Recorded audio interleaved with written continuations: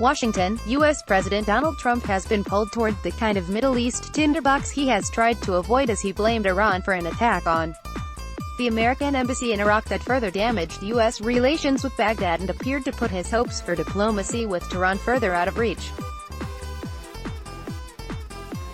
Hundreds of supporters of an Iranian-backed militia chanted "Death to America" as they breached part of the outer security layer at the Bast compound in Baghdad's protected green zone on New Year's Eve.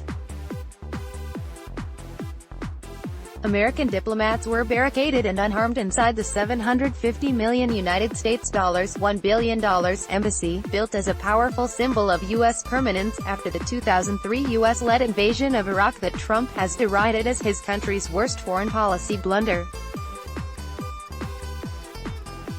But the hulking structure may now serve as a symbol of how difficult it can be to disentangle U.S. interests from Iraq and the region despite the president's stated desire to get out of endless wars and reduce the United States' footprint in the Middle East.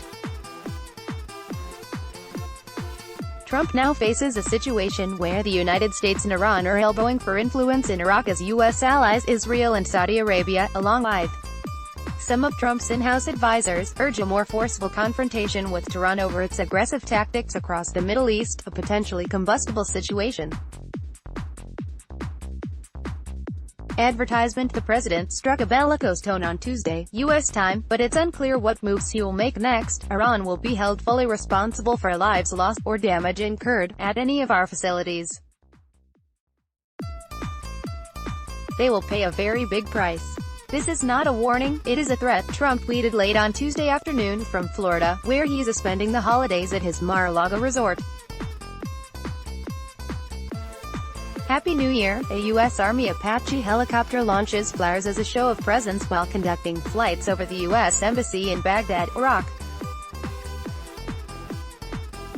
U.S. Defense, AP. In the immediate aftermath of the attack, the president held what he called a good meeting with advisors and approved sending a small contingent of Marines and 2 Apache helicopters to reinforce security at the embassy while tweeting that the U.S.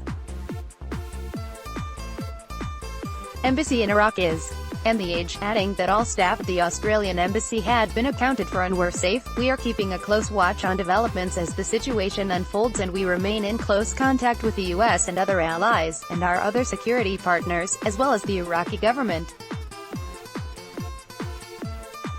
Protesters break into the U.S. Embassy compound in Baghdad, Iraq, on Tuesday.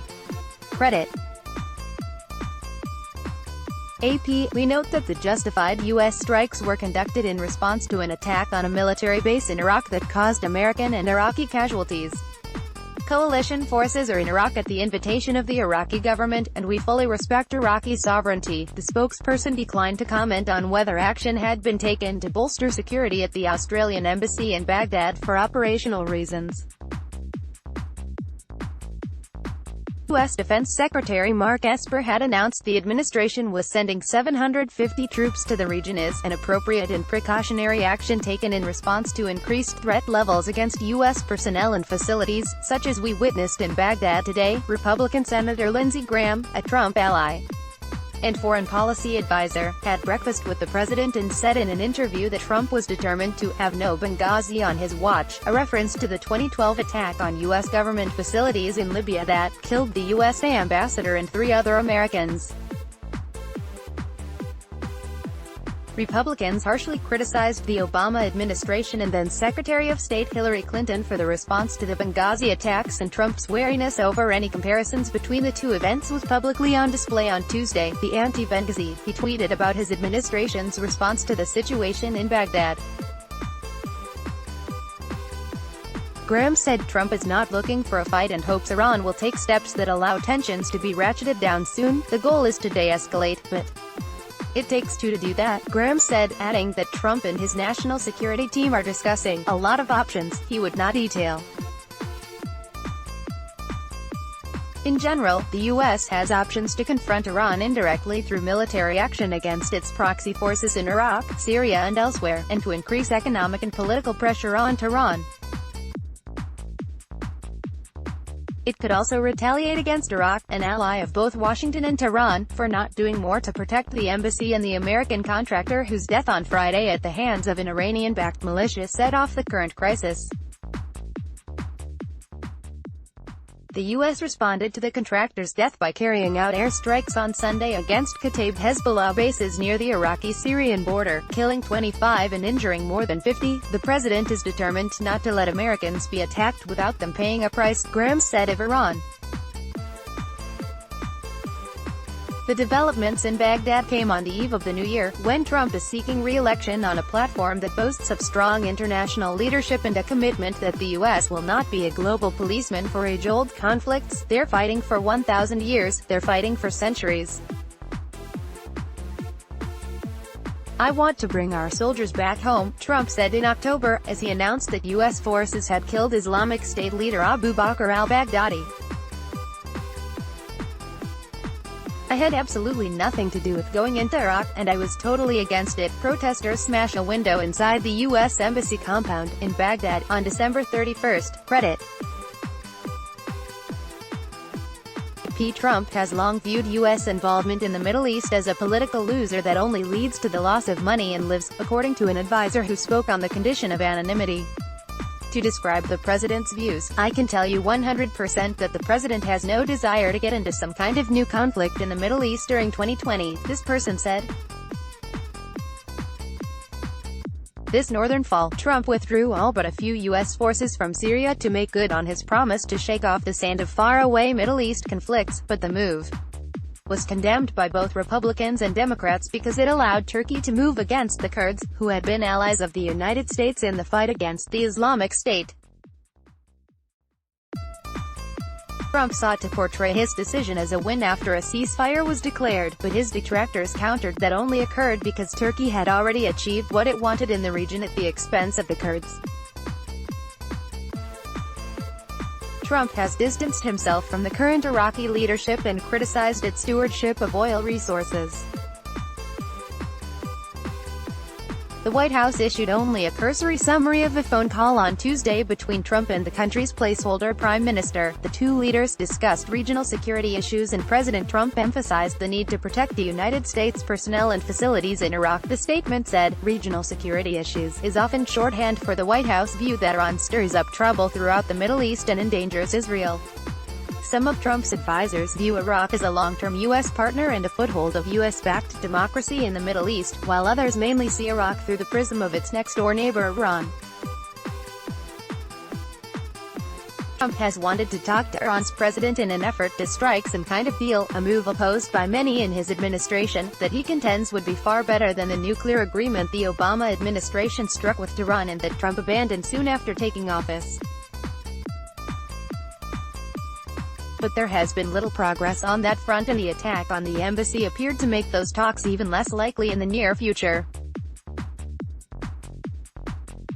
Tensions were also high between Washington and Baghdad before the embassy assault, as officials traded accusations over Sunday's U.S. airstrikes that Iraqi leaders called a violation of their country's sovereignty. "I think the first thing he should be thinking about is stabilizing the Iraqi government and not putting more pressure on it," said Christopher Hill, a former U.S. ambassador to Iraq.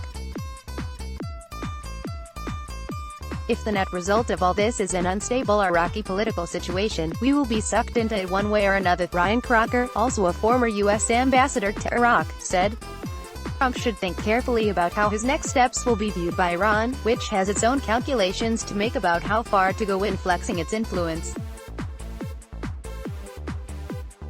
Crocker welcomes Trump's stated interest in negotiating with Iran eventually, but said the president is raising the likelihood for conflict or miscalculation now. "Trump sends a lot of different signals that Iran may not be able to interpret," he said.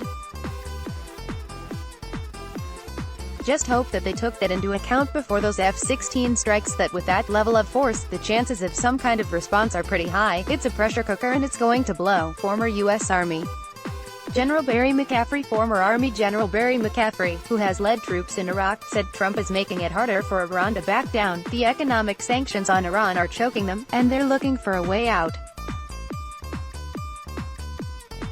Our own demands have been maximalist, and in public," he said. "It's a pressure cooker and it's going to blow." McCaffrey and Hill noted that Iran has more military resources in and around Iraq than the United States. Trump has dealt with this in the worst possible way. publicly, not privately, confronting the Iranians not on a conflict of our choosing but of their choosing, McCaffrey said. Iraqi security forces appeared to do little to prevent the initial assault on the embassy perimeter but later intervened, erecting a steel barrier at the smashed gate into the compound's reception area. Some Iraqi protesters set up tents outside the compound on Tuesday night, condemning the airstrikes, and vowing to stay until all U.S. troops and diplomats leave Iraq. Douglas Oliphant, a former Army officer and National Security Council official who served in Iraq, questioned why Trump didn't retaliate for the contractor's death with a strike at Iranian assets in Syria rather than in Iraq. The U.S. has no stake in the Syrian government the way it does in the Iraqi one, and both have interwoven ties with Iran, Oliphant said. The militia attack that killed the U.S. contractor clearly gave the Iran hawks the justification they needed to strike Iranian-affiliated groups inside Iraq, said Oliphant, now managing partner at the Iraq-focused consultancy Mandate International. As for what Trump does now, Oliphant said the president may have less leeway than he imagines to reduce involvement in Iraq. We're now on our second president in a row that seems unable to disentangle themselves from this just by clearly wanting to, he said. The Washington Post most viewed in world. Let's block ads. Why?